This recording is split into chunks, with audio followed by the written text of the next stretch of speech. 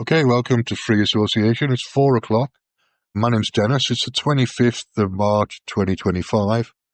And I wanted to talk about things you can do with dowsing. So I've got this pendulum and a circular board with yeses and nos and maybes on it, and ask again or unknown. So it's partitioned off into 8 sections.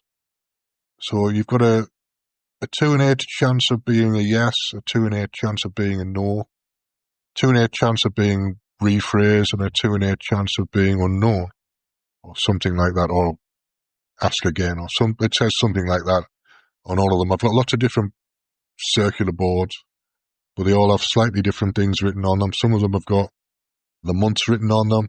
Some of them have got zodiac signs on them, which is the equivalent of, it's a way of timing stuff.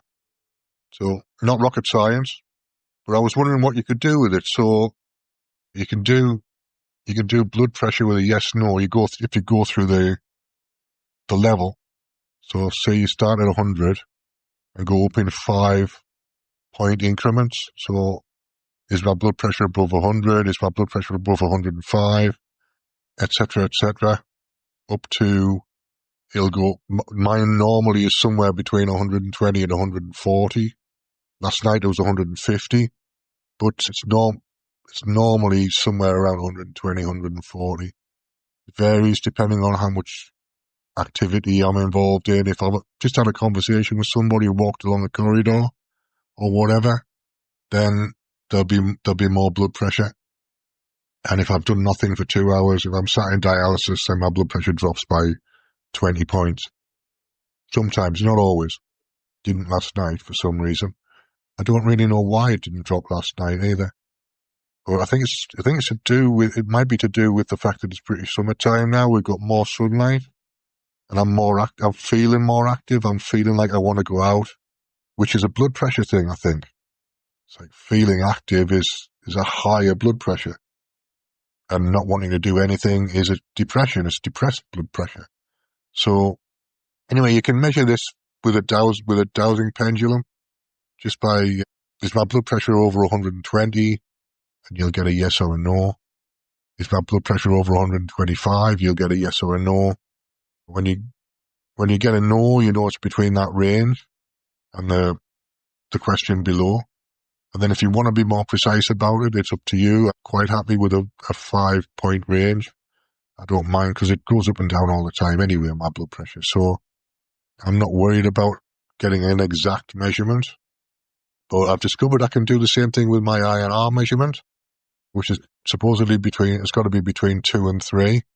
The last one I had done was 1.5 last night.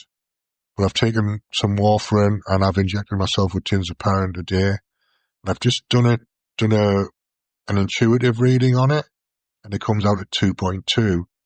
So I'm happy with that. It won't stay like that all day, because the tinzaparin will wear off and it'll go down to whatever the warfarin level is. I've got to take another 3 units of warfarin, milligrams of warfarin. Because I've upped my dose to 10 milligrams for today, and then I'm down to 8 tomorrow, and then we'll get another official INR reading on Friday. Oh, when is it? Wednesday? Yeah, Friday. No, Wednesday. Wednesday is tomorrow, isn't it? So, yeah, so I can do my INR reading at home.